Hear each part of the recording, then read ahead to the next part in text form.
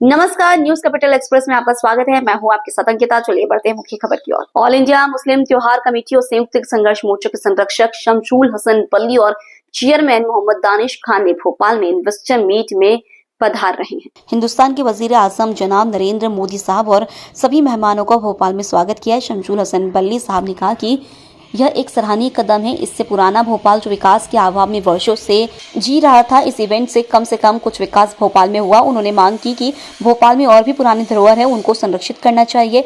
All India Muslim त्योहार committee के chairman ने कहा कि इस इन्वेस्टर मीट में संपूर्ण विश्व के उद्योगपति आ रहे हैं। इससे भोपाल में बेरोजगार युवाओं को रोजगार मिलेगा। साथ ही उन्होंने कहा कि भोपाल में गुजरे 15 दिन में जो विकास नजर आ रहा है, अगर सरकारें विकास करने की ठान ले तो कायाकल्प होने में विलंब नहीं हो सकता।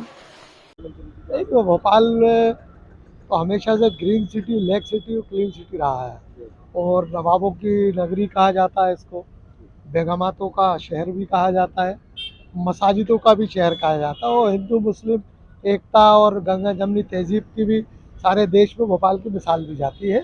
और चूँकि 22-23 को शायद यहाँ पर कोई समिट है, सारे देश का उद्योगपति यहाँ भोपाल आ रहा है और देश के प्रधानमंत्री जी भी आ रहे हैं।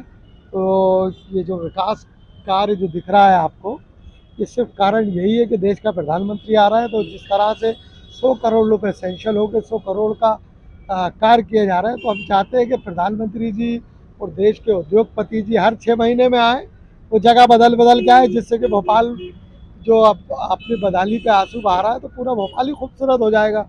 ओल्ड सिटी में और भी जगह है, जैसे ताजमहल है, 12 महल है, ताजमहल है, मोतिया तालाब है और ताजुल मसाजिद के बैक पोर्शन है, बेनज़ीर है, ऐतिहासिक जगह है। अगर वो आते हैं तो ये धरोहर है। यकीनन ये भी इंतज़ार कर रही है देश के उद्योगपतियों का, ये भी यकीनन खूबसूरती आएगी। इससे भोपाल का पर्यटन बढ़ेगा और एक पर्यटन स्थल है ये।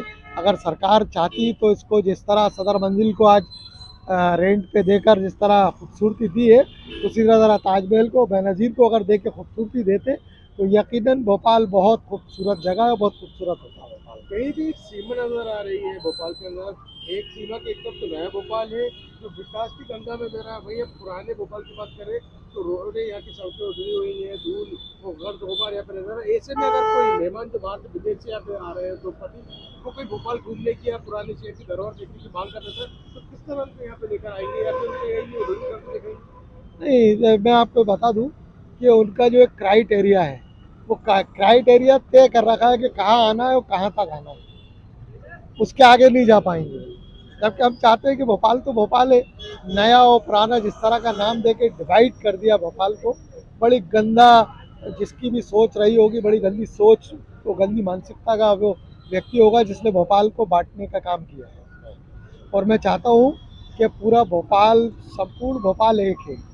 यहाँ से आप हीटनगर से उठाइए, नारियल खेड़े तक जाइए या जेल तक चले जाइए, संपूर्ण भोपाल एक है। पूरे भोपाल का विकास हो तो पूरे भोपाल का विकास हो, खूबसूरत हो तो पूरा भोपाल हो, फ्लाईओवर बने तो पूरे भोपाल में बने और सारी व्यवस्थाएं हो तो पूरे भोपाल की हो।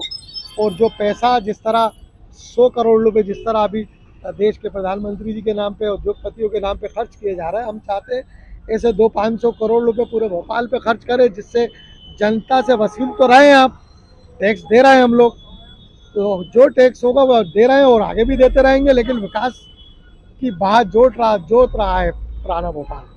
पूरा वीरान पड़ा है, कैंसर के लक्षण, ये सब सारी बीमारियां यहाँ मौजूद है।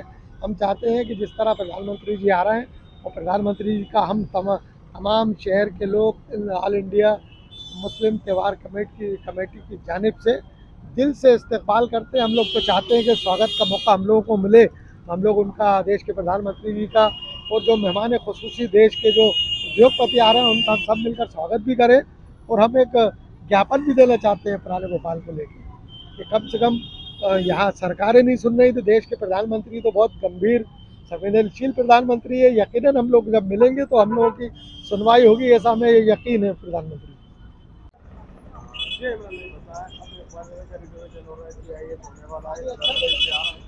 क्या लगता है कि भोपाल में और भी जगह है धरोहर? बिस्मिल्लाहिर्रहमानिर्रहीम।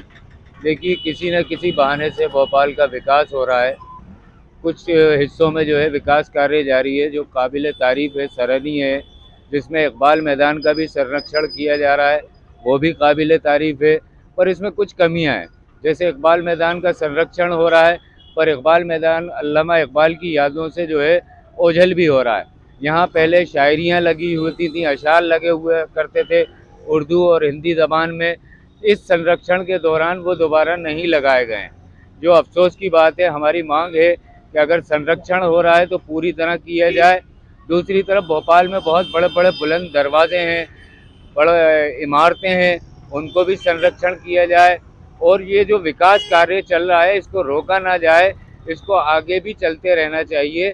नगर निगम प्रशासन की और मध्य प्रदेश सरकार की ये सराहनीय पहल है और इसको आगे तक जारी रहना चाहिए। जी हाँ, बताएं मैम। सबसे पहले मैं आपके चैनल के ज़रिए हमारे मुल्क के जो वज़ीर आज़म हैं और जो भी हमारे मेहमान जो संपूर्ण विश्व से हमारे भोपाल में तशरीफ़ लेके आ रहे हैं, हम उनका ऑल इंडिया मुस्लिम त्यौहार कमेटी की जानिब से बहुत इस्तकबाल करते हैं। और ये एक खुशी का बाइस है कि कम से कम बहुत ज़्यादा नहीं मगर थोड़ा ही विकास आज इन इन्वेस्टर मीट के कारण हमारे भोपाल में दिख रहा है।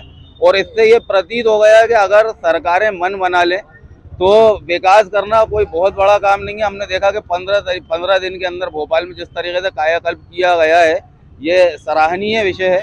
और मैं चाहूँगा कि हमारे और भी भोपाल में कई ऐतिहासिक धरोहरें जो हैं, जैसे इकबाल मैदान का आज पुनरुद्धार किया गया, इसी तरीके से भोपाल में एक ताजमहल है जो कि हिंदुस्तान में एक ताजमहल आगरा में और दूसरा भोपाल में, तो उस और भी ध्यान देना चाहिए कि अगर उसका भी रेनोवेशन करेंगे तो एक जो हमारा पर्यटन है उसको यहाँ से बढ़ोतरी मिलेगी और भी भर के पर्यटन इसको भी देखने आएंगे, जिससे कि भोपाल के नौजवानों को और लोगों को रोज़गार मिलेगा और भोपाल में तरक्की होगी।